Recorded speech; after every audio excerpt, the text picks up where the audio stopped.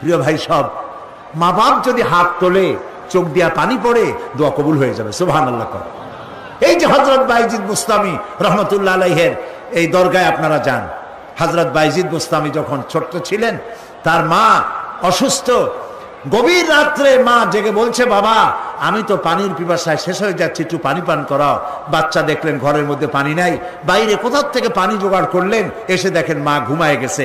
শীতের রাত, বাচ্চা দাঁড়ায় আছে পানি নিয়ে। ফজরের সময় মায়ের ঘুম ভেঙেছে, তাকিয়ে দেখে বাইজিদ দাঁড়ানো। বাইজিদ তুমি দাঁড়ানো কেন, কাঁপতেছো কেন? ছেলে বলছে, মা আপনি পানি চাইছিলেন। তা পানি চাইছিলাম, তা কি হয়েছে? তা আমি তো ঘরে পানি পাইনি, দূরে গিয়ে পানি আনছি, আনি দেখে আপনি ঘুমাই গেছেন। আমারই উঠাও নাই কেন? আপনার ঘুমের ক্ষতি হবে। তা তুমি নিজে ঘুমাও নাই কেন?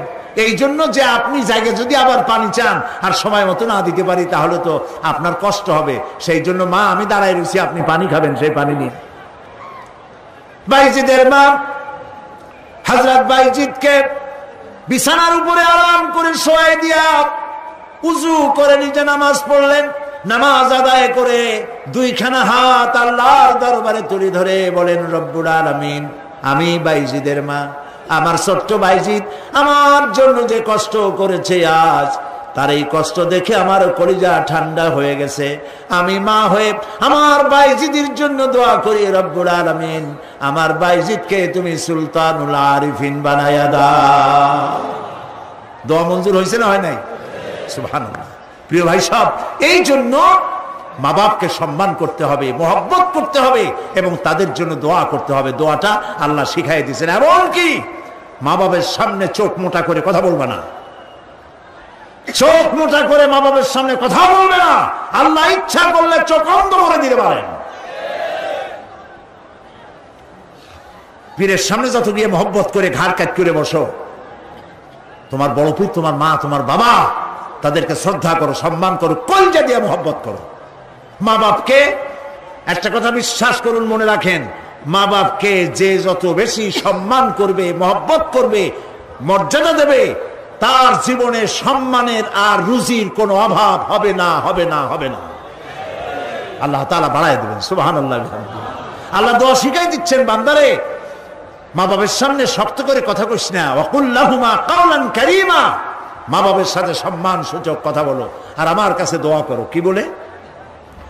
আল্লাহ রাব্বুল আলামিন দোয়া শিখায় দিচ্ছেন, রব্বিরহামহুমা কামা রাব্বায়ানি সাগীরা। সবাই পড়েন, রব্বিরহামহুমা কামা রাব্বায়ানি সাগীরা। আবার পড়েন, রব্বিরহামহুমা কামা রাব্বায়ানি সাগীরা। আল্লাহ তাআলা শিখায় দিলেন, বান্দারে দোয়া কর, আয় আমার রব, আমার মা বাপ আমাকে যেমন ছোটবেলায় স্নেহের করে লালন পালন করেছে, মাবুদ গো তুমি আমার মা বাপকে সেইভাবে তোমার রহমতের করে লালন পালন করো। আল্লাহ দোয়া শিখাই দিচ্ছেন। এই দোয়া প্রত্যেক নামাজের পর আপনারা পড়বেন। মনে থাকবে ভাই? জোরে বলেন, মনে থাকবে? আল্লাহ যেন আমাদেরকে মনে রাখান, আমরা বলি আমিন। প্রিয় ভাই সব, মা হিসাবে আল্লাহ তাআলা এই মর্যাদা বৃদ্ধি করে দিলেন। নারীর তিনটা স্তর বললাম, কন্যা, বধূ, মাতা। তিন স্তরে ইসলাম যে মর্যাদা দিয়েছে, এর থেকে বেশি মর্যাদা পৃথিবীতে কেউ দিতে পারে নাই। এখন এই নারীদেরকে যাদের এত মর্যাদা আল্লাহ দিলেন, মর্যাদা তো এত বাড়ায় দিলেন, সন্তানের জান্নাত মায়ের পায়ের তলে ঢুকাই দিলেন। সুবহানাল্লাহ বলেন, সুবহানাল্লাহ বলবেন না? মেয়ে লোকের মায়ের পায়ের তলে তার সন্তানের বেহেশত আল্লাহ ঢুকাই দিলেন। সম্মান করো, মর্যাদা করো। যারা মা বাবার সাথে বেয়াদবি করছো, আজকের রাতে মায়ের কাছে গিয়ে, বাপের কাছে গিয়ে পাও দুটো জড়ায় ধরো আর বলো, আব্বা আম্মা আমি তো ভুল করছি, বেয়াদবি করছি, বুঝি নাই, আল্লাহর রাস্তায় আমারে মাফ করে দেন। মাফ করে দেবে না? দিবে। মা বাবার চাইতে সন্তানের জন্য কল্যাণকামী কে আছে? বল কথা মতো খবরদার কখনো মা বাবার সাথে নাফরমানি করবেন না। মনে থাকবে? মনে থাকবে? আল্লাহ তাআলা মনে রাখার তৌফিক দিক, আমরা বলি আমিন। প্রিয় ভাই সব, এই নারীকে সম্মান দিয়ে আল্লাহ তাআলা বলেছেন নারীরা যেন পর্দায় থাকে। কুল্লিল মুমিনাতি ইয়াগুদুদনা মিন আবসারিহিন। মেয়ে লোকদেরকে বলা হয়েছে, মুমিনা নারী তোমরা তোমাদের চক্ষুকে পর পুরুষ থেকে নিম্নগামী করে রাখো। ওয়াহফাজনা ফুরুজাহুন্না, আর তোমাদের যৌনাঙ্গ সমূহ এগুলিকে তোমরা হেফাজতে রাখো, এগুলি লজ্জাস্থান সমূহ হেফাজতে রাখো, যা মানুষকে দেখিও না। ওয়াকারনা ফি বুয়ুতিকুন্না ওয়ালা তাবাররাজনা তাবাররুজাল জাহিলিয়াতিল উলা, আর তোমরা তোমাদের ঘরের মধ্যে থাকো ওই জাহিলিয়াতের যুগে যে ধরনের সাজসজ্জা করে রাস্তায় বেরোতো, ঠাক ঠমক করত, রূপচর্চা করত মানুষের সামনে, পরপুরুষের সামনে, জাহিলি যুগের মতো তোমরা বেরিয়েও না। কে বলতেছেন? আল্লাহ বলতেছেন, আল্লাহ পাক বলছেন ওয়াকারনা ফি বুয়ুতিকুন্না, ঘরের মধ্যে থাকো। এই ঘরের মধ্যে থাকার অর্থ কিন্তু এই নয় যে ঘরের মধ্যে পড়ে থাকো, লেখাপড়া করো না, চাকরি বাকরি করো না, এটা কিন্তু নয়। বরং নবী করিম সাল্লাল্লাহু আলাইহি সাল্লামের যুগে মহিলা সাহাবীরা ব্যবসা করেছেন। কেউ আতরের ব্যবসা করেছেন, কেউ ফলের ব্যবসা করেছেন, কেউ খেজুরের ব্যবসা করেছেন, এবং এই মহিলারা নার্সের দায়িত্ব পালন করেছেন। যুদ্ধাহত সৈন্যদেরকে নার্সিং করেছেন, যুদ্ধের ময়দানেও তারা কাজ করেছেন। কাজী ঘরের মধ্যে থাকো, তার অর্থ হলো ঘরের মধ্যে যে পরিবেশটা থাকে পর্দার পরিবেশ, যখন বাইরে যাবে তখনও এই পর্দার পরিবেশটা নিয়ে যাবে। যখন বাইরে যাবে বোরখাটা পরে যাইও, বোরখাটা পরলে ওইটা একটা ঘরের মতো, বোরখার দরজাও আছে, জানালাও আছে, আছে না? যেখানে সুযোগ আছে জানলা খুলে দেন, মুখের কাপড়টা উঠাইয়া দেখেন যেখানে সুযোগ আছে, আর যেখানে সুযোগ নাই জানলা বন্ধ করে দেন, ঠিক না? এই বোরখা পরতে বলা হয়েছে, বোরখা পরে চলবেন। এই বোরখাটা একটা নিয়ামত। মা বোনেরা বোরখা পরুন, চাদর পরুন। আপনার মেয়ে কলেজ গোয়িং, ইউনিভার্সিটি গোয়িং, যেসব বয়সপ্রাপ্ত মেয়ে আছে, আল্লাহ কোরআনে বলেছেন এমন একটা চাদর পরো, যেই চাদরটা পরলে পরে মাথাটা, বুকটা, গলাটা ঢাকা হয়ে যায়, এমন একটা চাদর পরো। এই চাদর পরা মুসলমানদের জন্য ফরজ। মুসলমানদের জন্য কি? আজ ফ্রান্সের প্রেসিডেন্ট জ্যাক শিরাক, এই জ্যাক শিরাক এক বিরাট সাংঘাতিক একটা বাজে কাজ করেছে। তিনি তার দেশে কলেজে, বিশ্ববিদ্যালয়গুলোতে মুসলিম মহিলাদের মুখে চাদর পরা, হিজাব পরা নিষিদ্ধ ঘোষণা করেছে। আমরা আজকে চট্টগ্রাম তাফসীরুল কুরআন মাহফিলের লক্ষ লক্ষ মানুষের উপস্থিতিতে বাংলাদেশের কণ্ঠ বাতাসে মিশিয়ে দিচ্ছি। পত্রিকার মাধ্যমে যদি সাংবাদিকরা পৌঁছাতে পারেন ভালোই হবে। অনেক ভালো ভালো সাংবাদিক আছে যারা মাহফিল এখানের মধ্যে সীমাবদ্ধ থাকে না, তাদের লেখার মাধ্যমে এই চট্টগ্রাম তাফসীরের মাহফিল ছড়িয়ে যায় গোটা বাংলাদেশ তথা বিশ্বের বিভিন্ন জায়গায়। ওই সব সাংবাদিকদেরকে ধন্যবাদ জানাই, আর প্রাণ খুলে দোয়া করি আল্লাহ এদের কলমকে আরো শানিত বানিয়ে দাও। আপনারা আমাদের কথা লেখেন, আমরা জ্যাক শিরাককে বলছি, আপনি যে কাজটি করতেছেন এটা আপনি প্রেসিডেন্ট হয়ে, ইউরোপের একটি বড় রকমের রাষ্ট্রের প্রেসিডেন্ট হয়ে মানবাধিকার লঙ্ঘন করেছেন। মুসলমানদের পর্দা বন্ধ করার কোন ইখতিয়ার আপনার নয়, যেমন আপনার ইখতিয়ার নাই কোন পাদ্রীর লম্বা জামা অথবা ক্রসকে নামিয়ে ফেলার জন্য। আপনি বলতে পারেন, পারে বলতে? রবিবার দিন গির্জায় যেতে বন্ধ করতে পারেন? রবিবার দিন গির্জায় যাওয়া যেমন তার ধর্মীয় কাজ, গলার ভিতরে ক্রস লাগানো যেমন তার ধর্মীয় কাজ, আমার মুসলমান মেয়েদের পর্দা করা, হিজাব করা তেমন আল্লাহর নির্দেশিত কাজ। আমরা গোটা বাংলাদেশের পক্ষ থেকে, এই মাহফিলের পক্ষ থেকে জ্যাক শিরাককে নিন্দা জানাই এই কাজের জন্য। আমরা আহ্বান জানাবো, পৃথিবীর মধ্যে কোন রাষ্ট্র যা করে নাই, আপনি সেই খারাপ দৃষ্টান্ত করে আপনার কপালকে খারাপ করবেন না। প্রিয় ভাই সব, নারীর জন্য আল্লাহ পর্দা করেছেন, আর এই পর্দা হলো তাদের জন্য নিয়ামত। সেই নিয়ামত তারা ধারণ করবেন, আল্লাহ তাআলা তাহলে সন্তানগুলো ভালো বানাই দিবেন। কোন আলহামদুলিল্লাহ, বলেন আলহামদুলিল্লাহ। আচ্ছা বলেন, মৃগনাভি কস্তুরী ছাগলের পেটে হয় না হরিণের পেটে হয়? হরিণের পেটে হয়। হরিণ থাকে কোথায়? গাছের মধ্যে, পর্দার আড়ালে। ছাগল থাকে কোথায়? মাঠে ঘাটে, পথে ঘাটে, যেখানে সেখানে। কাজে ছাগলের মৃগনাভি তো ভালো, দড়ি ধরলেও গোসল ওয়াজিব হয়ে যায়, দুর্গন্ধের ঠেলা। আর জঙ্গলের ভিতরে হরিণ থাকে, মৃগনাভি কস্তুরী আল্লাহ দান করেন, যার সুগন্ধ এখানে নাড়া দিলে সারা মাহফিল বিমোহিত হয়ে যাবে। আল্লাহ নিয়ামত পর্দায় থাকে। নারীদেরকে আল্লাহ পর্দায় থাকতে বলেছেন। এই পর্দায় থাকলে পরে কস্তুরী সম সন্তান আল্লাহ দান করবেন। আর যদি পর্দায় না থাকেন যে সন্তান হবে হবে মিস্টার বল্টু বাবু, মন্টু মিয়া। ভয়ের চোটে মানুষ অস্থির, তার চোখ গর্তের ভিতরে কি খাইছে, চোখ গেছে গর্তের মধ্যে। 2 কেজি চাউল বাবা যায় 2 চোখে, চুল মাথা দিয়ে ঝুলানো। প্যান্ট পরছে, সে প্যান্ট পরা অবস্থায় সেলাই করছে না কেমনে করছে আল্লাহ জানে। জুতার মধ্যে এত বড় বড় লোহা বটন লাগানো, গলায় এত বড় মোটা সেট, জাহান্নামের আগেই সালাসিলা ওয়া আগলালাম ওয়া সাইরা, জাহান্নামের শিকল আগেই পড়ছে গলায়। রাস্তায় মানুষে দেখে আর বাপ বাপ করে পলাইতে থাকে, বলতে থাকে আল্লাহ এই শয়তানের গজব দাও, এই শয়তানের যে মায় পেটে রাখছে তার কলেরা দাও, ওর বাপের বসন্ত দাও। আর ছেলে যদি ভালো হয় মানুষ দোয়া করে, আরে এই ছেলেটা এত ভালো, আল্লাহ এই ছেলেটির প্রতি রহম করো, এই ছেলের যে মায় পেটে রাখছে সে মায়ের রহম করো, ওর বাপের রহম করো। সুবহানাল্লাহ। নেক্সট সন্তান পাওয়ার জন্য পর্দায় থাকা আপনার জন্য জরুরি। মা বোনেরা পর্দায় থাকুন এবং নিজের সৌন্দর্য পরপুরুষকে দেখাবেন না। আপনার সৌন্দর্য আপনার পিতার জন্য নয়, ভাইয়ের জন্য নয়, ছেলের জন্য নয়, কারোর জন্য নয়, শুধুমাত্র একমাত্র কেবলমাত্র স্বামীর জন্য। এই সুন্দরী প্রতিযোগিতার কথা সেদিন বলেছি। বাংলাদেশে বিভিন্ন সাবান কোম্পানির পক্ষ থেকে সুন্দরী প্রতিযোগিতা, ফটোজেনিক কি ফটো সুন্দরী, মিস ফটো সুন্দরী জেনিক না কি একটা কপালের সারা, জি এগুলি করতেছে, এগুলি তারা করতেছে, বিভিন্ন জেলা শহরে করতেছে। প্রিয় ভাই সব, আমি সেদিন বলেছি, আজকে লক্ষ লক্ষ লোক, সকলকে বলি, মিস বাংলাদেশ অথবা ফটোজেনিক সুন্দরী প্রতিযোগিতা যেখানে হবে সেখানেই বাধা দিবেন। ফটোজেনিক সুন্দরী প্রতিযোগিতা বাংলাদেশের মাটিতে হতে দেওয়া হবে না। একটু একটু করে আগাচ্ছে, আমরা সহ্য করি, কদ্দূর দেখাচ্ছে। আপনারা যদি কথা না বলেন তাহলে এরপরে মিস বাংলাদেশ শুরু হবে। মিস বাংলাদেশ এখনো করতে পারে নাই, সাহস পায় নাই, এখন ছোট্ট ছোট্ট করে করতেছে, এরপরে মিস বাংলাদেশ করবে। নির্লজ্জ যারা নারীর সুন্দরী প্রতিযোগিতা যারা করে, যারা বিচারক, নারীর সৌন্দর্যের, শরীরের অঙ্গ প্রত্যঙ্গের মাপ নিয়ে সৌন্দর্যের বিচার যারা করে, শয়তানের চাইতেও নিকৃষ্ট তারা, লম্পট, লুচ্ছা।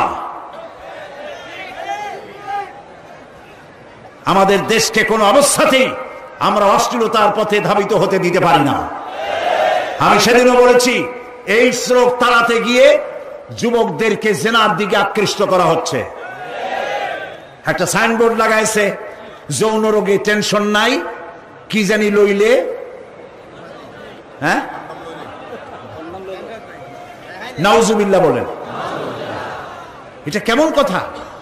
আপনি লিখবেন এইডস রোগ হচ্ছে মরণ ব্যাধি, ধর্মীয় অনুশাসন মানলে পরে এইডস রোগ থেকে বাঁচা যায়। এটা দেখুন, যে লিখেছেন, যে ব্যক্তি লিখেছে এই স্লোগান, যার মাথায় আসছে সে নিশ্চয়ই চরিত্রবান না লম্পট।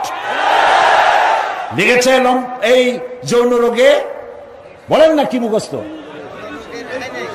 যৌন রোগে রেহাই নাই, কন্ডম লইলে টেনশন নাই, তার মানে কন্ডম নিয়ে জেনা করো। নাউজুবিল্লাহ বলে। আমি সব জায়গায় বলে এসেছি, চট্টগ্রামের পুলিশ কমিশনার, চট্টগ্রামের ডিসি, আপনারা এই সাইনবোর্ড ভাঙেন। আপনারা যদি এই সাইনবোর্ড না ভাঙেন, আমি জনগণকে বলবো, জনগণ এই এইডসের সাইনবোর্ডকে ভেঙে গুড়িয়ে দাও। প্রিয় ভাই সব বসুন। সুতরাং নারীকে পর্দায় থাকতে হবে এবং এই পর্দার আচরণ করতে হবে।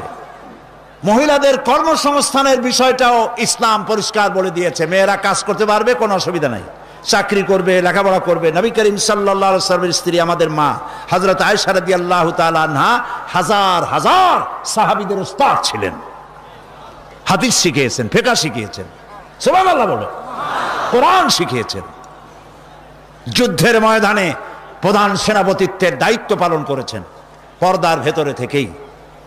সুতরাং আমাদের মাতৃজাতি, আমাদের নারী সমাজ লেখাপড়া করতে পারবেন, চাকরি করতে পারবেন, সব পারবেন, তবে একটি কাজ হলে তাদের চাকরিগুলি নিরাপদ হয়।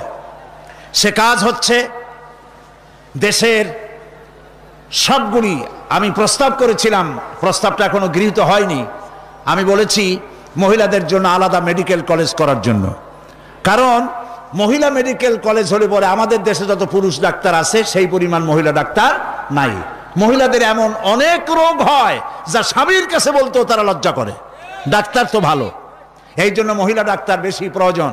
আর এজন্য বহু মেধা শক্তি সম্পন্ন মেয়েরা কোএডুকেশন বলে মেডিকেল কলেজগুলিতে ভর্তি হতে চায় না। মহিলা মেডিকেল কলেজ হলে তারা স্বাচ্ছন্দ্য ফিল করে। আমি প্রস্তাব দিয়ে রেখেছি, আপনারা দোয়া করুন যেন সেটা হয়। এখন সমস্ত গার্মেন্টস ফ্যাক্টরি, সমস্ত প্রাইমারি স্কুল এবং হসপিটালের মহিলা হসপিটাল, মহিলা ক্লিনিক ইত্যাদি এগুলি যদি মহিলাদের দায়িত্বে দিয়ে দেওয়া হয় তাহলে মহিলারা নিরাপদে চাকরি করতে পারেন। বিশেষ করে সমস্ত প্রাইমারি স্কুলগুলি পুরুষ মাস্টারদেরকে অন্যত্র কাজ দিয়া সমস্ত প্রাইমারি স্কুলগুলি যদি মহিলাদের হাতে ছেড়ে দেওয়া হয়, মহিলা শিক্ষয়িত্রীদের কাছে, তাহলে ছেলেরাও মায়ের মতো আদর পায়া শিখবে আর মায়েরাও নিরাপদে সতীত্ব সম্ভ্রম বজায় রেখে তারা চাকরি করতে পারবে। এরকম একটি চিন্তা চলছে, আপনারা দোয়া করেন যেন আল্লাহ তাআলা এই ব্যবস্থা করে দেন। প্রিয় ভাই সব, আর একটি কথা, এখানে একটি মসজিদ আছে কোথাও, কাদিয়ানীদের একটা মসজিদ। এইখানে একটা মসজিদ আছে কাদিয়ানীদের, বাইতুল বাসের মসজিদটার নাম। মুসলমানেরা জানে না বলে সেখানে নামাজ পড়তে যায়। মনে রাখবেন, কাদিয়ানীরা যে মসজিদ বানায় ওইটা মসজিদ না, এটা উপাসনালয়। কাদিয়ানীদের মসজিদে মুসলমানদের নামাজ হবে না, হবে না, হবে না। কারণ গোলাম আহমদ কাদিয়ানী কাফের, আর তাকে যারা নবী মানে তারাও কাফের। তাদের সাথে মুসলমানদের না না না, থামেন, এই যে বসেন। আমি কিন্তু এই গরম স্লোগান পছন্দ করি না। কি জ্বালায় পোড়াই দেবেন আপনি? জ্বালানো পোড়ানোর মধ্যে আমরা নাই। আমরা আছি, হক কথা বলি। তাদের অধিকার আছে দেশে থাকার, যেমন হিন্দু, খ্রিস্টান, বৌদ্ধ সকল জাতি যেমন এখানে সাম্প্রদায়িক সম্প্রীতি নিয়ে আছে, কাদিয়ানীরাও সেভাবে থাকবে। তবে তারা থাকবে অমুসলিম হিসাবে, মুসলমান হিসাবে অবশ্যই নয়। তাদের উপাসনার গায়ে কেউ হাত দেবে না, মনে থাকবে এই কথা। আমাদেরকে কোরআনে নিষেধ করা হয়েছে কারো মন্দির ভাঙবে না, কারো গুরুদুয়ারা, কারো গির্জা, কারো চার্চ, কারো প্যাগোডায় হাত দিবে না, ভাঙবে না, এবং কারো দেবতাকে গালি দিবে না, আমার আল্লাহ বলেছেন। মনে থাকবে এই কথা। সুতরাং তাদের উপাসনালয় হাত দেওয়া যাবে না। যেমনি বানাইছে তেমনি থাকুক, তারা নামাজ পড়বে। আমি আমার জনগণকে সতর্ক করছি, ওদের মসজিদ নয়, উপাসনালয়। ওটাকে মসজিদ বলা জায়েজ নাই, এটা উপাসনালয়। কোন মুসলমানের নামাজ এখানে হবে না, মনে থাকবে। মাথা গরম করবেন না কখনো। ইসলাম এই মাথা গরমে পছন্দ করে না। আস্তে আস্তে কোনো জায়গায় নিজেরা বসে বসে বোমা বানাইয়া তারপর আন্দাজে যাই এক জায়গায় হামলা করবেন, ইসলাম এটা মানে না, ইসলাম এটা বলে না। আপনি মাথা ঠান্ডা করবেন এবং আইন শৃঙ্খলা মেনে কাজ করবেন। নিজের ইচ্ছা মতো গোপন হামলা করা, গোপনে অস্ত্র তৈরি করা ইসলামের কোনো অনুমোদন নাই। এই জন্য আজকেও বলি, বাংলাদেশে হরকতুল জিহাদ, জামাতুল মুজাহিদিন সাহায্য করেন, আর কি হিজবুত তাওহীদ, হিজবুত তাহরীর, জুমরাতুল মাসাকিন, এই জাতীয় যতগুলি নতুন নতুন সংগঠন হয়েছে, এদেশের মুসলমানদের সাথে কোনো সম্পর্ক নাই। এগুলারে যেখানে পাবেন সেখান থেকে ধরে পুলিশে ধরিয়ে দিবেন। এরা বাংলাদেশের দুশ্মন, এরা মুসলমানদের দুশ্মন। আমার দেশের সাম্প্রদায়িক সম্প্রীতি বিনষ্ট করে এবং বোমাবাজি করে এই দেশকে বদনাম করে আমেরিকাকে তারা দাওয়াত করতে চায়, তারা বুশকে দাওয়াত করতে চায়। কাজী হিজবুত তাহরীর, হিজবুত তাওহীদ, হরকতুল জিহাদ, জামাতুল মুজাহিদিন মুসলমানদের সাথে কোনো সম্পর্ক নাই। যেখানে পাও সেখানে ধরো, গরুর দড়ি দিয়া বান্ধিয়া পুলিশে হ্যান্ডওভার করো। মনে থাকবে। আল্লাহ মনে রাখার তৌফিক দিন। প্রিয় ভাই সব, আমাদের এই স্বাধীন সার্বভৌম বাংলাদেশ, আল্লাহ তাআলা যেন দয়া করে এই দেশকে কোরআনের প্রতিষ্ঠার জন্য আল্লাহ যেন হামওয়ার করে দেন, বলেন আমিন। এত মুসলমান কোরআনের কথা শুনতে যে দেশে আসে, সেই দেশে ইসলাম কায়েম হতে দেরি হয়, বড় আফসোস লাগে, কষ্ট হয়। আসুন আমরা সবাই মিলে কোরআনের রাজ কায়েমের আন্দোলনে শরীক হয়ে যাই। আন্দোলন করবেন না, আপনার কোনো দাম নাই। হতে পারেন আপনি বড় মুহাদ্দিস, হতে পারেন আপনি বিশাল চিন্তাবিদ, কিন্তু আন্দোলনের সাথে নাই, আপনার দাম নাই। একটা হাতি, একটা পাগলা হাতি যদি চন্দনপুরা অথবা এদিকে কি পুরা আছে,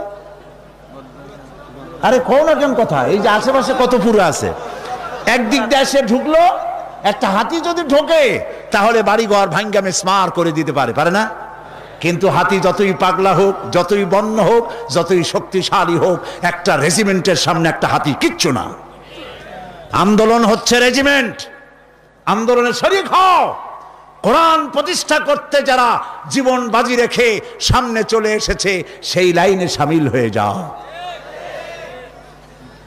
প্রিয় ভাই সাহেব, আজকে আর আমি কথা বাড়াবো না, কারণ অনেক দূর যেতে হবে। বাংলাদেশের বিভিন্ন জেলা থেকে লোকেরা এসেছেন, আমি 10টার মধ্যেই শেষ করতে চাই।